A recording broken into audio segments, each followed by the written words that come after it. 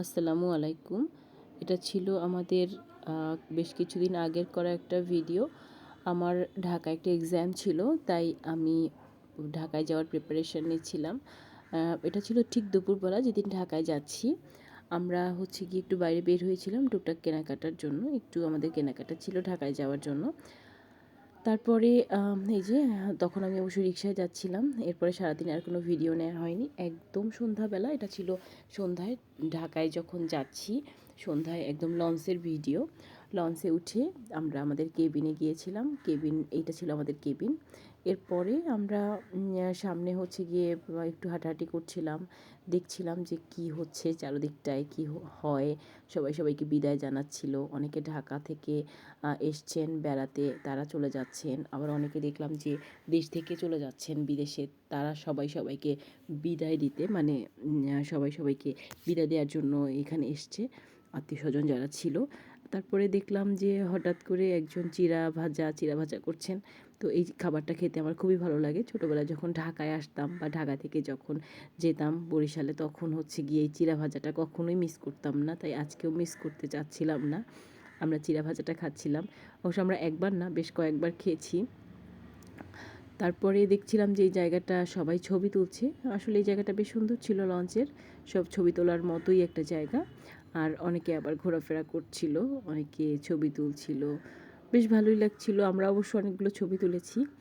দেন হচ্ছে আমরা এই দিকটা থেকে হাঁটাহাঁটি করছিলাম একটু। হাঁটাহাঁটি করে আমরা শেষে হচ্ছে আমাদের কেবিনে যাব ভাবছিলাম, কারণ আমার পরীক্ষার একটা প্রিপারেশন আছে। কিছু বই খাতাও নিয়ে এসেছি। একটু পড়াশোনা করতে হয়, একটু দেখতে হয়, কারণ আগামীকাল হচ্ছে আমার ভাইবা এক্সাম। তো সেই ভাইবায় আসলে আমি কতটুকু পারবো কি পারবো না আমি জানি না, বাট একটা প্রিপারেশান তো নিতে হয়। তারপরে এই যে চাচার কাছ থেকে ডিম খেয়ে আমাদের বেশ কিছু লোকের সাথে পরিচয় ছিল, তাদের সাথে দেখা হয়ে গেল। তো ওনাদের সাথে কথা বলে আমরা আবার লঞ্চে ফিরে আসলাম। আমরা এই যে উঠছিলাম এই সিঁড়িটা থেকে, বেশ ভালোই ছিল। আগের সেই ছোটোবেলার লঞ্চ আর এই যে বড়োবেলার লঞ্চের মধ্যে অনেক ডিফারেন্স। এখন হচ্ছে অনেক সুন্দর করেছে আসলে সব কয়টা লঞ্চ, বেশ ভালো। অনেক লঞ্চে আবার আইসিইউ আছে দেখলাম। তারপরে এই যে আমরা খাবারের চার্টটা একটু দেখছিলাম, যদিও বাসা থেকে খাবার নিয়ে এসেছিলাম, কিন্তু তারপরেও হচ্ছে দেখলাম যেখানে কী কী খাবার আছে, খাবারের দামগুলো কেমন হবে। কারণ যতই খাবার আনি লঞ্চ থেকে ঠিক ওই খাওয়া হবেই। তার জন্য হচ্ছে গিয়ে আবার দেখে নিলাম যে কোনটা কোনটা আসলে অর্ডার দেওয়া যায়। এরপরে সোহার বাবা বললো চলো আমরা একটু কফি খাই। আমরা বেশ অনেকবার কফি খেয়েছিলাম এই যাত্রায়। তো এটা ছিল আমার কফি। এরপরে লঞ্চটা ছেড়ে দিচ্ছিল, সবাই টাটা দিচ্ছিল, এই যে বাই বাই দিচ্ছিল সবাই সবাই আত্মীয় স্বজনকে। এরপর লঞ্চটা ঘুরছিল, সবাই ওইদিকেই দেখছিল। বাট আমি দেখছিলাম যে চাঁদটা খুবই সুন্দর। আজকের চাঁদটা এত সুন্দর ছিল দেখতে। আর চাঁদের আলোটা যখন নদীর মধ্যে পড়ছিল তখন আরও বেশি ভালো লাগছিল। তো আমি সেই চাঁদটা দেখছিলাম। চাঁদটা দেখতে দেখতে এই যে আপনাদেরও এখন আমি একটু দেখাবো চাঁদটা কত সুন্দর ছিল। এই যে দেখেন যে নদীর মধ্যে যে চাঁদের আলোটা পড়েছে সেটা কত সুন্দর। এত সুন্দর আলোটাকে আমি মিস করতে চাচ্ছিলাম না। তারপরে হচ্ছে এই দিকটায় আবার দেখছিলাম যে সবাই কী করে। এই যে সবাই ছবি তুলছে, সবাই ছবি তুলছে আর আমি ছবি তুলছি চাঁদের। এরপরে হচ্ছে আমরা আমাদের পরিচিত কিছু ভাইয়াদের সাথে দেখা হয়ে গিয়েছিল, আমার এলাকার অনেক দিন আগে যাদের সাথে দেখা হয়েছে। আর এটা ছিল অনেক গভীর রাত বলতে তখন হয়তো বা 2টা বাজে। আমি বাইরে বের হয়েছি, আবার একটু কফি খাবো সেটাও ভাবছি। এটা ভেবে আমাদের তখন অলরেডি রাতের খাবার খাওয়া শেষ হয়ে গিয়েছে। আমার পরীক্ষার প্রিপারেশনও একটু একটু নেওয়া হয়েছে। এটা একদম সকালবেলা, রাতে আর ভিডিও করিনি। সকালবেলা হচ্ছে স্নিগ্ধ ঢাকা, অপরূপ সুন্দর, খুবই সুন্দর ছিল। চারিদিকে হচ্ছে গিয়ে কুয়াশা ছিল। আবার হচ্ছে বড় বড় এই যে বড় বড় কী বলবো এটাকে, বড় বড় দালান কোঠাগুলো দেখছিলাম, খুব ভালো লাগছিল। আর এরপরে এই যে নদীটাও খুব ভালো লাগছিল। সকালের ঢাকা মানে ভোরের ঢাকা দেখতে আমার সবসময় ভালো লাগে। ছোটোবেলায়ও লাগতো, এখনও লাগে, হয়তোবা সারা জীবনই লাগবে। তারপরে এই যে নদীর দৃশ্যটা দেখেন কত সুন্দর, তখন মনে হচ্ছে নদীটা কত স্নিগ্ধ।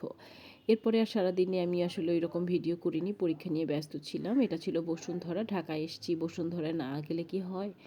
আমি বসুন্ধরায় গিয়েছিলাম, আমার ভাই আমার সাথে দেখা করতে এসেছিল।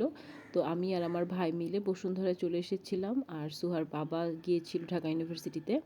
তো আমরা হচ্ছে গিয়ে টুকটাক বিভিন্ন জিনিস দেখছিলাম, কিছু গেঞ্জি দেখলাম, সুহার জন্য একটা ড্রেস দেখেছি, আমার মাকে আবার আমার ভাই কিছু কসমেটিক্স কিনে দেবে সেগুলো দেখছিলাম।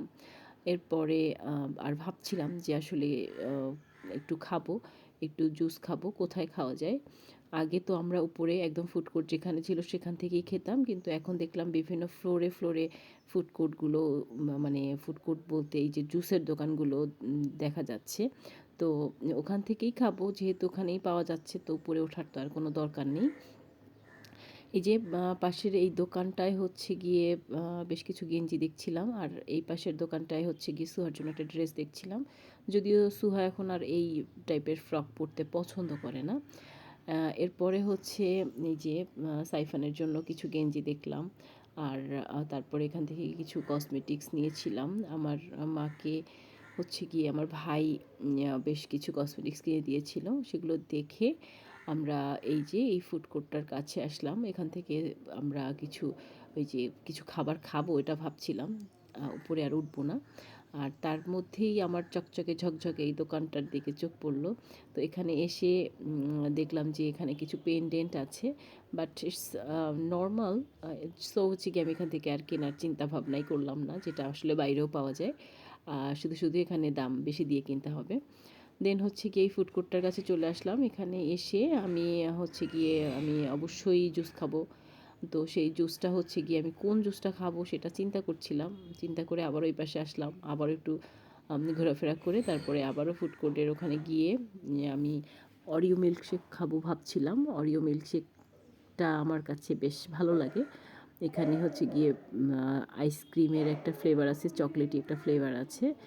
তারপরে হচ্ছে গিয়ে আমি এই যে অরিও মিল্কশেকটা নিয়ে নিলাম, আর আমার ভাইকেও বলছিলাম যে তুইও একটা খা। ও বলল যে না, আমি এটা খাবো না, আমি হচ্ছে গিয়ে spicy and sweet and spicy corn খাবো।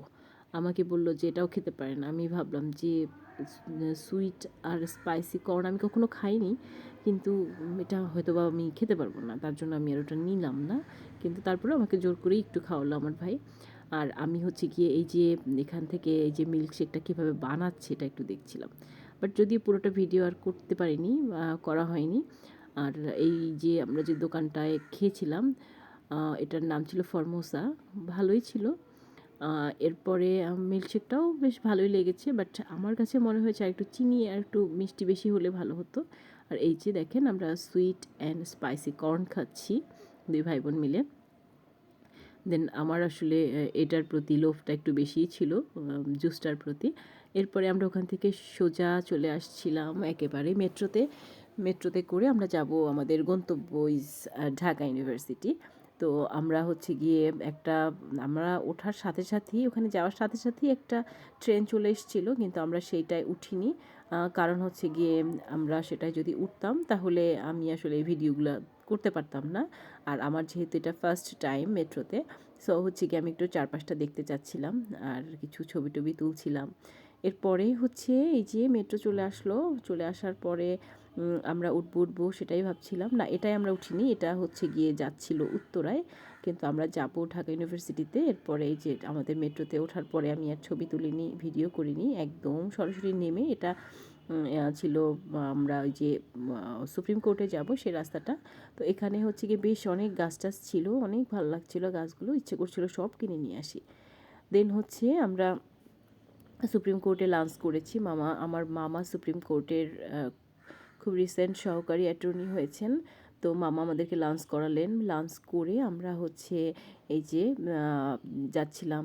মামা বলছিল যে চলো ভিতরটা ঘুরিয়ে দেখাই, ভিতরটা অনেক সুন্দর, অনেক ছবি টবি তুলতে পারবে, যদিও একদম সন্ধ্যা হয়ে যাচ্ছিল। তো আমরা এই যে ছবি তুলছিলাম, ছবি টবি তুললাম, তারপরে হচ্ছে গিয়ে সব দেখার পরে আবার মামার চেম্বার ছিল 10তলায়, 10তলা থেকে আমি একটু ভিডিও নিচ্ছিলাম, বেশ ভালোই দেখাচ্ছিল, বেশ ভালো লাগছিল। তারপরে আমার আর ভিডিও করা হয়নি, আমরা যদিও তারপরে অনেক জায়গায় গিয়েছিলাম। দেন হচ্ছে এটা লঞ্চে উঠে আমি আবার একটু ভিডিও নিলাম, ভিডিও নিয়ে তারপরে হচ্ছে আমরা আমাদের গন্তব্য এখানেই শেষ করছি। আল্লাহ হাফেজ।